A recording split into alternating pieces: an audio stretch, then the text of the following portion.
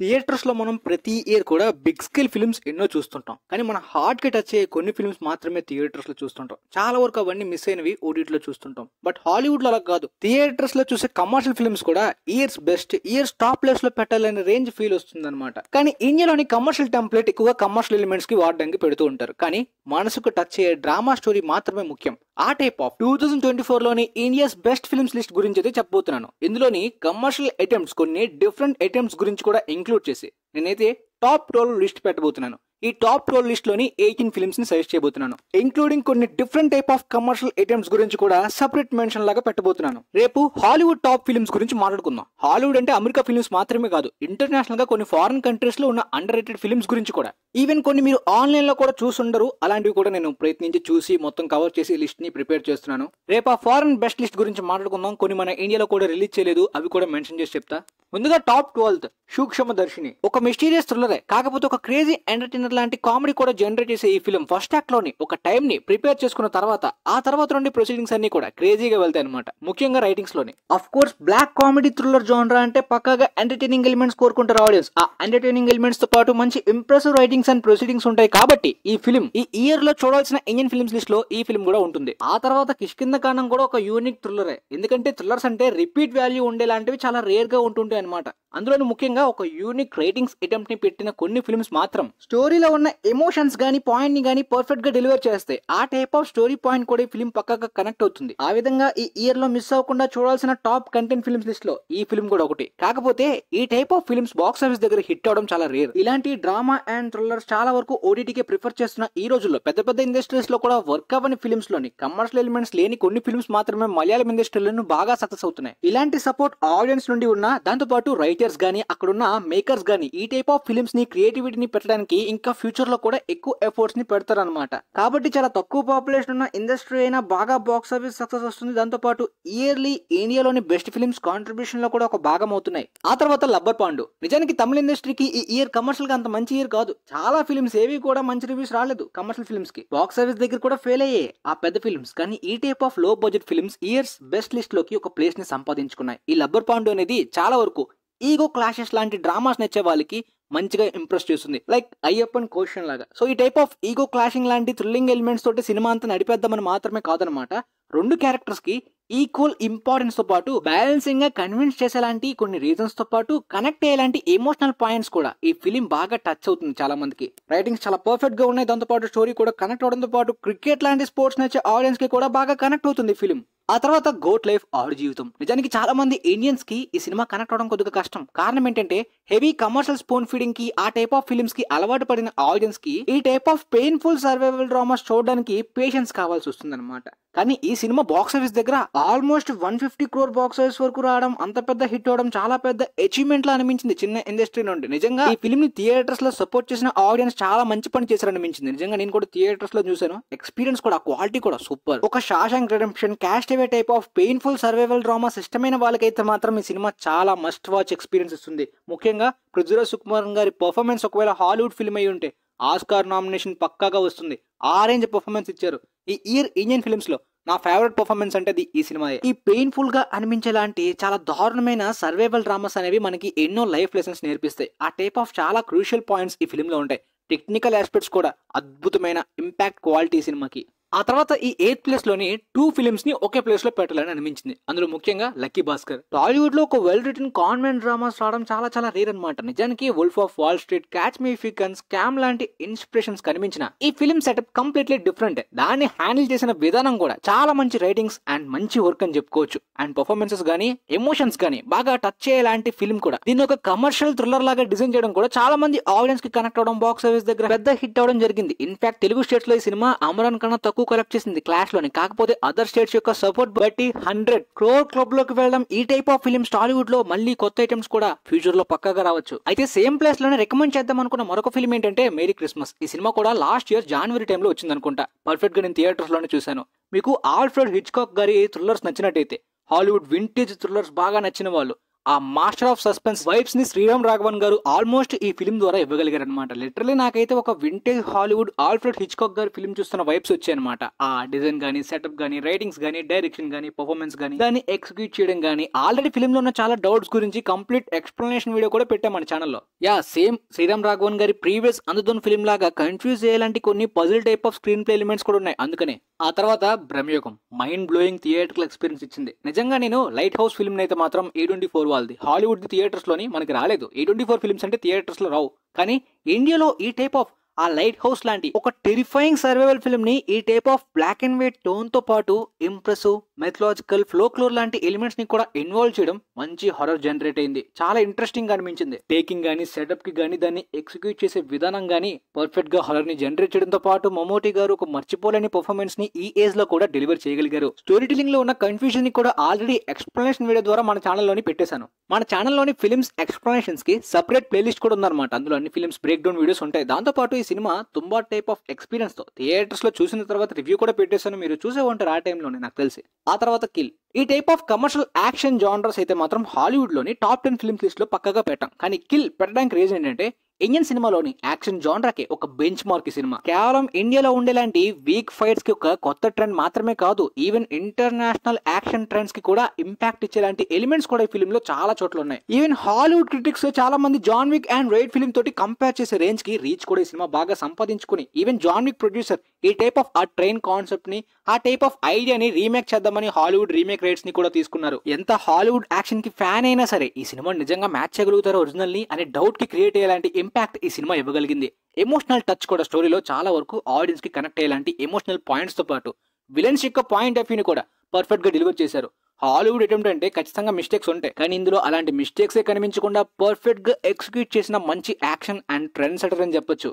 Hollywood ని ఏం చేస్తే ఈ టైప్ ఆఫ్ మిస్టేక్స్ లేకుండా ఎగ్జిక్యూట్ చేయాలి. అప్పుడు ఖచ్చితంగా ఇంటర్నేషనల్ ఆడియన్స్ కూడా సలాం కొడతారు. పక్కాగా ఈ సినిమా ఆ టైప్ లో ఉంటుంది. ఆల్రెడీ చాలా మంది ఫారెన్ క్రిటిక్స్ కూడా అద్భుతంగా ఇంప్రెస్ అయ్యారు ఈ సినిమాకి. ఇది కూడా థియేటర్స్ లోనే చూసాను మిస్ అవ్వకుండా. ఈ ఇయర్ లోనే best commercial genres theatrical experience Indian films లో అయితే మాత్రం అది ఈ ఫిల్మే నాకు. ఆ తర్వాత మేయగన్ సత్యం సుందరం తెలుగులోని. నిజానికి సినిమా థియేటర్స్ లో చూస్తున్నప్పుడు మిస్ అవ్వకూడదని చెప్పి థియేటర్స్ కి వెళ్ళాను అనమాట. స్టోరీ పరంగా ఈ సినిమా రిపీట్ వాల్యూ ఉంటుందో లేదా అనే డౌట్ క్రియేట్ అయింది, కానీ ఈ ఎమోషనల్ వాల్యూస్ రిపీట్ లో కూడా అదే రేంజ్ లో కిక్కిచ్చే.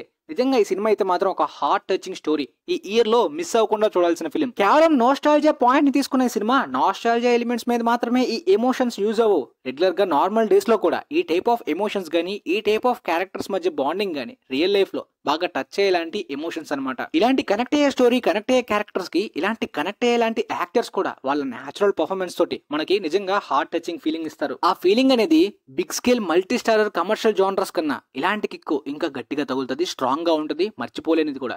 ఆ తర్వాత UI. అర్థమైన వాడికి అమృతం, అర్థం కాని వాడికి విషం అంటే ఈ సినిమా పర్ఫెక్ట్ ఎగ్జాంపుల్ అని చెప్పొచ్చు అనమాట. అర్థం కాని వారి గురించి సపరేట్ ఎక్స్ప్లెనేషన్ కూడా మన ఛానల్లో పెట్టాను. ఈ సినిమా అనేది ఒక బ్రెయిన్ రాట్ కంటెంట్ అనమాట. అంటే ఉపేంద్ర గారి vintage style of film making తెలిసిన చాలా మందికి ఆ టైప్ ఆఫ్ జానర్స్ లో డెలివర్ చేసిన మరొక బ్రెయిన్ రాట్ అండ్ మర్చిపోలేని ఎవర్ గ్రీన్ కంటెంట్ అని చెప్పొచ్చు. ఎందుకంటే ఈ type of visionary thought provoking story society మీద ఇంపాక్ట్ ఇచ్చేలాంటి, ఫ్యూచర్ లో మాట్లాడుకునే లాంటి ఇంట్రెస్టింగ్ పాయింట్స్ ని ఒక డిఫరెంట్ టైప్ ఆఫ్ కంటెంట్ తోటి తన స్టైల్లోనే చూపించారు ఉపేంద్ర గారు. ఈ కొత్త స్టైల్లో చూపిద్దాం అనుకునే అటెంప్ట్ కి కొన్ని టెక్నికల్ ఆస్పెక్ట్స్ లోని చాలా మైనస్లు ఉన్నాయన్నమాట, అంటే క్వాలిటీ పరంగా. కాకపోతే ఈ ఇయర్ లో తప్పకుండా మిస్ అవ్వకుండా చూడాల్సిన స్టోరీస్ లోని ఫిల్మ్స్ లోని ఇది కూడా ఒకటి. మేబీ ఇప్పుడులో చాలా మంది కనెక్ట్ కాకపోవచ్చు, కానీ ఫ్యూచర్ లో ఈ సినిమాలో కొన్ని సీన్స్ చూసిన తర్వాత బాగా కనెక్ట్ అయ్యేలాంటి స్టోరీ ఈ సినిమాలో ఉంటుందని అప్పుడు రిలీజ్ అవుతారు. అదే ఉపేంద్ర గారిలో ఉన్న మ్యాజిక్. అండ్ ఇలాంటి ఫిల్మ్స్ తీయాలంటే చాలా ధైర్యం కూడా కావాలి, అది ఉపేంద్ర గారిలో చాలా ఉంది. తర్వాత టాప్ థర్డ్ ఆవేశం. ఈ ఇయర్ లోని మోస్ట్ ఎంటర్టైనింగ్ ఇండియన్ క్యారెక్టర్ అంటే అది ఖచ్చితంగా రంగన్నే. కానీ రంగన్న రాకముందే ఒక స్టోరీ డ్రామాని సెట్ చేసుకోవడం, ఆ తర్వాత ఆయన క్యారెక్టర్ ని ఇంట్రడ్యూస్ చేయడం, దానికి తగ్గట్టు ఎగ్జిక్యూట్ చేయడం, మొత్తం డ్రామా అండ్ స్టోరీలో మంచి ఫుల్ఫిల్ అండ్ కనెక్షన్ ఈ సినిమా ఈ ఇయర్ లో టాప్ ప్లేస్ లో వెళ్ళడానికి reason. For example crime drama genres లోని గ్యాంగ్స్టర్ క్యారెక్టర్స్ ని యూజ్ చేసుకుని మొత్తం ఆ టైప్ లో ఎక్స్ప్లోర్ చేయొచ్చు. కానీ క్రేజీ ఎంటర్టైనింగ్ గా కమర్షియల్ గా కూడా డిజైన్ చేసిన ఈ సినిమాలోని కనెక్ట్ అయ్యేలాంటి ఎమోషనల్ పాయింట్స్ ని బ్యూటిఫుల్ గా చూపించిన ఈ సినిమా ఒక స్పెషల్ ప్లేస్ ని అరేంజ్ చేసుకుంది. ఫర్ ఎగ్జాంపుల్ రాజ్ కుమార్ హిరానీ గారి మున్నాబాయ్ క్యారెక్టర్ ని తీసుకోండి, దాంతోపాటు 3 Idiots ని తీసుకోండి.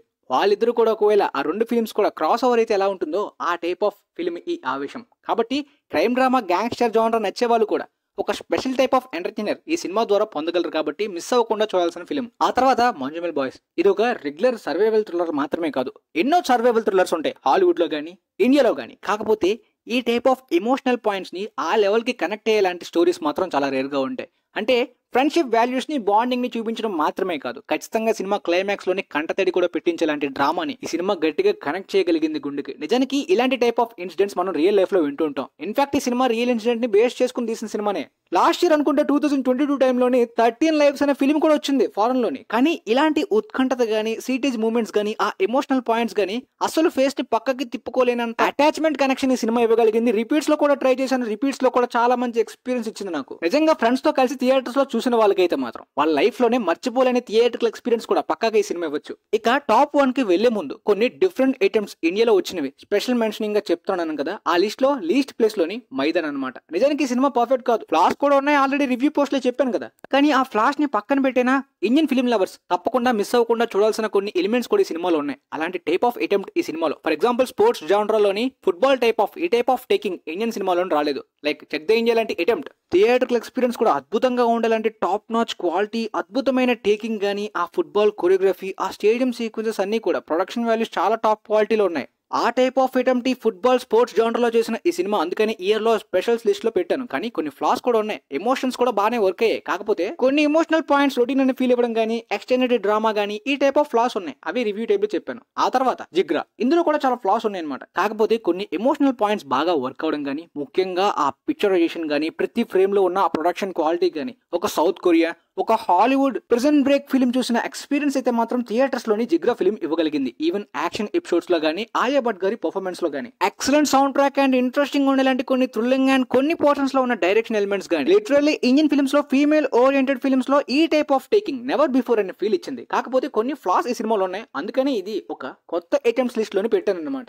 ఇవి వీడియో స్టార్టింగ్ లో చెప్తే బాగోదు కాబట్టి ఇప్పుడు క్లియర్ గా చెప్తున్నాను, ఎందుకంటే కమర్షియల్ జానర్స్ లో ట్రై చేసిన ఐటమ్స్ ఇవి. ఆ తర్వాత ఫైటర్. స్పెషాలిటీ ఏంటంటే టాప్ గన్ మ్యావరిక్ రిలీజ్ కి ముందే సినిమా మొత్తం స్టార్ట్ అయిపోయింది, షూటింగ్ గానీ, స్క్రిప్ట్ గానీ అంతా కూడా. కానీ టాప్ గన్ మ్యావరిక్ తర్వాత కోవిడ్ డిలే తర్వాత రిలీజ్ అవడమే చాలా మంది ఆ తర్వాత కాపీ చేశారనే ఫీలింగ్ లో మిక్స్డ్ వెబ్స్ తో పాటు పేట్రియాటిక్ ఎలిమెంట్స్ ని క్రియేట్ అవుతున్న టైంలో రావడం కూడా ఒక రిసెప్షన్ ఆ టైప్ లో వచ్చిందనమాట. నిజానికి టాప్ గన్ మ్యావరిక్ కూడా పేట్రియాటిక్ ఫిల్మే. పేట్రియాటిక్ ఎలిమెంట్స్ ని పెట్టకూడదంటే ఈ ఏరియల్ యాక్షన్ జానర్స్ తీయలేరు. కానీ టాప్ గన్ మ్యావరిక్ యొక్క టేకింగ్ అనేది హాలీవుడ్ లో ఒక గేమ్ చేంజింగ్ ఇంపాక్ట్. ఆ ఇయర్ లో అవతార్ తో వచ్చిన చాలా మంది టేకింగ్ పరంగా, ఫిల్మ్ మేకింగ్ పరంగా టాప్ గన్ మ్యావరిక్ గురించే గట్టిగా ప్రపంచమంతా మాట్లాడుకునే అంత సాలిడ్ ఇన్ఫ్లుయెన్స్ అండ్ ఇంపాక్ట్ ని ఫిల్మ్ మేకింగ్ లో క్రియేట్ చేసిన సినిమా అది. ఆ అవుట్పుట్ కోసం, ఆ dog fight aerial action sequences కోసం దాన్ని క్రియేట్ చేయడం, కొరియోగ్రఫీ చేయడం గురించి టామ్ క్రూజ్ అండ్ వాళ్ళ యాక్షన్ టీమ్ కాస్ట్ అందరూ కూడా ఎంతో ట్రైనింగ్ అయ్యారు, ఎంతో ఎఫర్ట్స్ ని పెట్టారు, ఎంతో సఫర్ అయ్యారు. దాని వెనక చాలా హార్డ్ వర్క్ ఉంది, చాలా top notch trekking and production quality ఉందన్నమాట. నిజంగా ఈ ఫైటర్ ఫిల్మ్ లో కూడా ఆ రేంజ్ ఎఫర్ట్స్ గానీ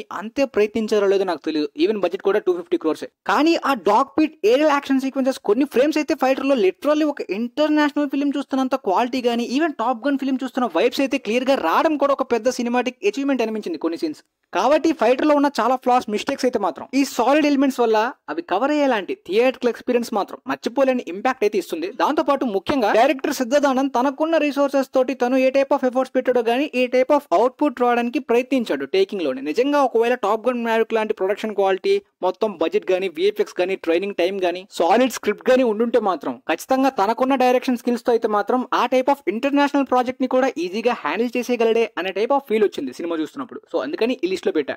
కానీ మళ్ళీ ఈ type of aerial action films future లో ఇండియాలో రాకపోవచ్చులేండి. ఎందుకంటే బన్రా అండ్ జూహు ఆడియన్స్ ని టార్గెట్ చేసేలాంటి హాలీవుడ్ స్టైల్ ఫిల్మ్స్ ఎందుకు, ఆ టైప్ ఆఫ్ టేకింగ్ ఎందుకు, ఎవరికి కావాలి? భోజ్పూరి, బీహార్, రాజస్థాన్, రాయలసీమ, సీడెడ్ లాంటి పాపులేషన్ ని టార్గెట్ చేసేలాంటి మసాలా ఫిల్మ్సే కావాలంటే ఇండియాలో.